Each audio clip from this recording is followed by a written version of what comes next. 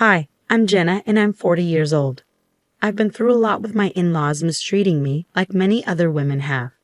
But my experience is unique because I found a way to stand up for myself. I want to share my story to help others facing similar struggles. It all began when my husband told me, "I have something important to tell you." "What's wrong, honey? Is everything all right?" "No, I'm scared. I saw my mom and sister do something really bad." "What? What did they do?" "I finally understand. I don't think these women have your best interests at heart, and I'm truly sorry for not believing you before." Micah was talking about all the times when Gladys and Hannah, my mother-in-law and sister-in-law, treated me unfairly. They would ruin my outfits for special events, mess with my food and drinks to embarrass me, and even spread lies about my successful business, all because they resented me for marrying their son and brother. I had complained to Mako about their behavior countless times, but he never took me seriously. However, in this moment, he finally did. "Well, what changed your mind?" "I saw this." Mako showed me security camera footage from our business. My husband and I sell crocheted items, like baby clothes and purses. It's a business I started and have been passionate about, but Gladys and Hannah always tried to discourage me from pursuing it. "Are you sure you should be involved in this business? It's not going to succeed, especially with your lack of expertise." "Excuse me?" What she means is that you're not capable enough to handle this business.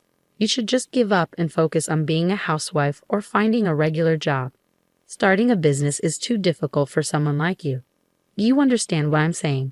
These women always tried to stop me from doing things that made me happy. I think they were jealous because why else would they behave so horribly? My suspicions about them being mean finally became clear when they tried to embarrass me. Even when I showed my ruined dress to my husband, begged him to taste my tampered food, and proved their lies about my business, he didn't believe me. He had to see it for himself. And finally he did. The video Micah showed me was shocking. I couldn't believe people would do something so terrible. In the video, we could see two masked women, one taller and one shorter, vandalizing our building with spray paint. Take a closer look. Notice the lady with the necklace. I looked closer, and it seemed like Gladys' unique necklace that Micah brought her from Fiji. I understand now. Who else could it be? They look so similar. I believe you now.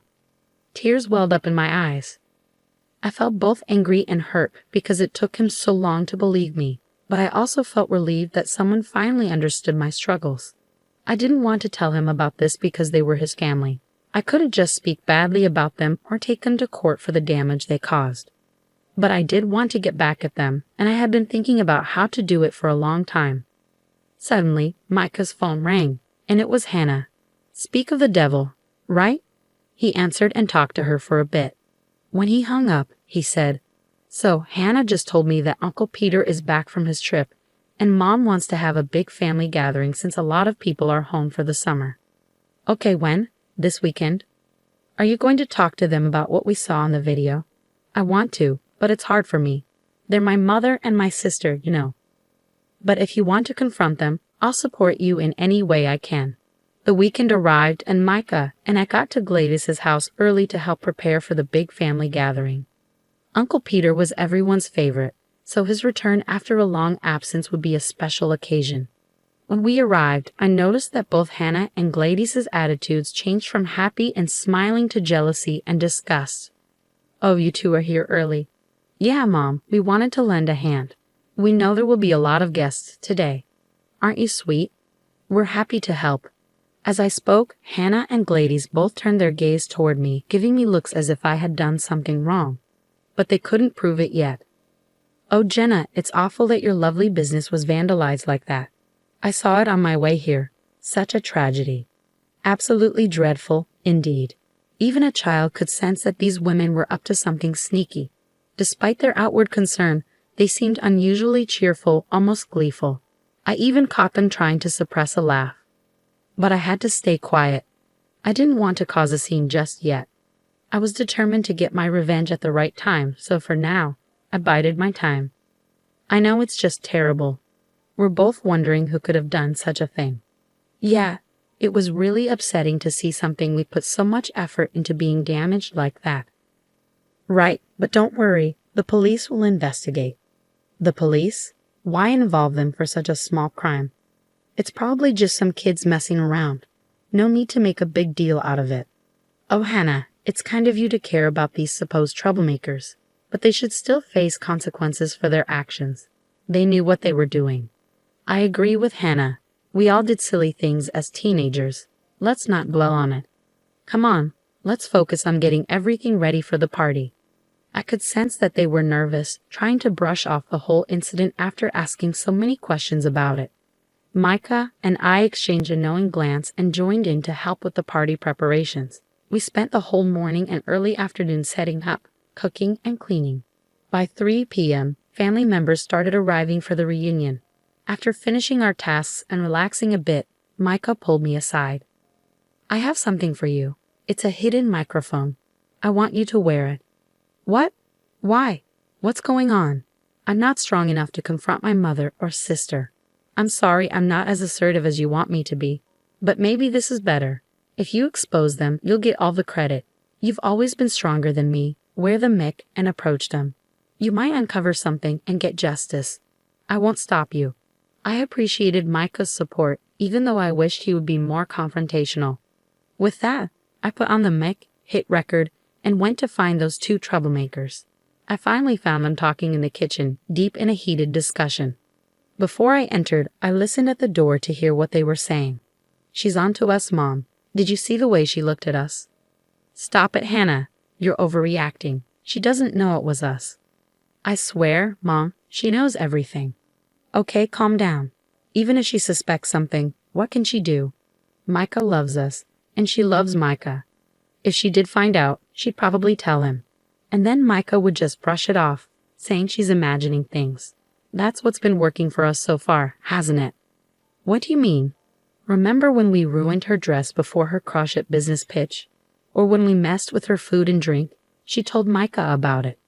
There's no way she didn't share her suspicions with him. But because he loves us, he overlooked it.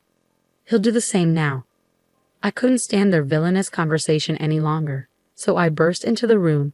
Even though I'd been recording everything, I was worried the microphone hadn't picked up enough evidence. I needed to get closer to gather more proof against them for my revenge. Hey, you two, Uncle Peter will be here soon. Do you need help with anything else? Jenna, you scared us. Yes, Jenna, I have a weak heart.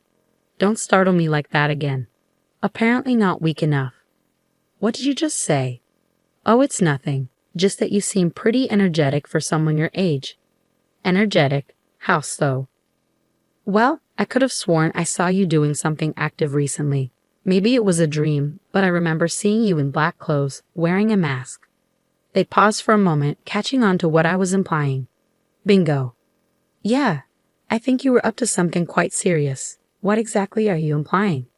I think you know exactly what I mean, Gladys said, closing the door for a more private conversation. What are you trying to suggest? Hannah asked. I'm not trying to suggest anything. Well, we have no idea what you're talking about, so stop now. I'm not sure. Honestly, I think I might have also seen someone else with their face covered, along with the other person doing something illegal. What a shame. I hope they catch those criminals soon. Anyway, Mom, I think we should leave now. Not so fast, Hannah. I want you both to see something. What's that? I then showed them the video footage that Micah had shown me. Oh, you caught the vandals. Well, now that we know who they are, there's no need to look into it any further. Let's just drop the issue. Jenna, you're being unbearable with this. Vandalism happens to other buildings too, you know. Yeah, Jenna, just move on. It's not worth all this fuss. Actually, ladies, I think it is a big deal. I found something interesting in this video. Take a closer look.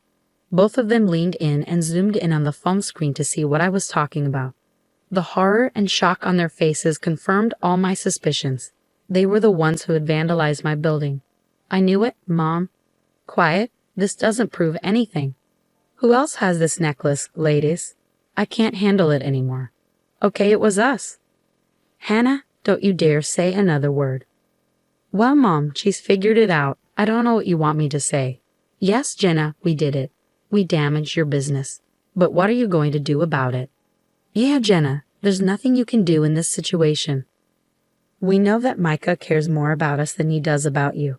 So even if you try to take action, he won't punish us because he loves us. He really does love you guys, and he probably won't do anything. But sweetie, why do you think I won't? Do you think I'm afraid of you too? You mess with my business, which is like my child. I won't let you off the hook. Gladys and Hannah both tried to grab the phone from me, but thankfully I was faster and managed to escape. Come back here, you foolish girl. Even if you grab the phone, the data's already backed up, so there's no point in fighting me unless you want to worsen your already weak heart. Don't you dare provoke my mom. Do you think you're funny? Do you think you're clever? Give us the data now, or else I'll... What? Huh. What will you do? I'll hurt you in ways you never imagined. Oh, I'm shaking in my boots. Please don't hurt me. You cheeky little thing.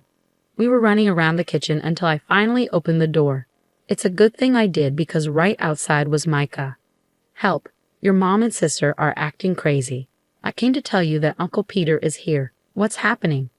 I'll tell you what's happening. Your wife is falsely accusing us of damaging her business, and she's threatening us.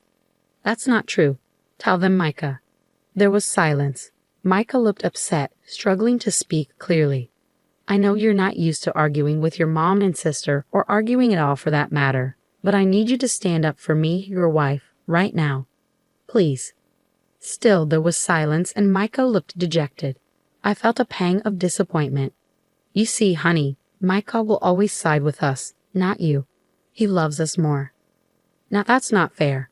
I love you all equally. You're all important to me, which makes it tough to decide. Decide what? Why not choose honesty? We both know it. You're the one who showed me the footage. What, Micah? Why would you do that? Because it's my business too, and what you did was wrong. Not just this incident, but all the other times you've hurt my wife. You need to stop, please. We'll forgive you. Speak for yourself. I'm still going to press charges. Not while I'm here. Just then, Uncle Peter, our respected guest of honor, walked in. He seemed happy but also worried because we were all here while everyone else was waiting for the celebrations to start. Oh, Peter, my dear, it's wonderful to see you. You look great. Yes, we'll start the celebrations soon. Let me take you to your special seat. Tell me all about your trip. We're not done with you, Jenna. If you try anything, I promise we'll make sure Micah divorces you. Why do you talk to Micah like he's a child? He's a grown man who can make his own choices. He wouldn't divorce me just because you tell him to, right, honey? You see, he hesitated, dropping his head for the second time in 5 minutes. I really did date a wasp. I stormed off angrily and went to the big dining table where about 30 people were sitting. I sat down, seething but trying to stay calm. Soon after, Micah and Hannah joined me. But I stayed quiet, even though Micah seemed like he wanted to say something. I was too angry at him. Eventually, Gladys and Uncle Peter arrived, and we all celebrated. Despite the uncomfortable fight earlier, the festivities began. While we were eating, my anger boiled inside me, and I couldn't hold it in any longer. Attention, everyone. I have something important to say. There are 2 people here who have always hated me, who tried to make my life miserable. Some of you might already know, but I'll make sure you all understand. I played the recording from our earlier argument for everyone to hear. People gasped and looked shocked at what they were hearing.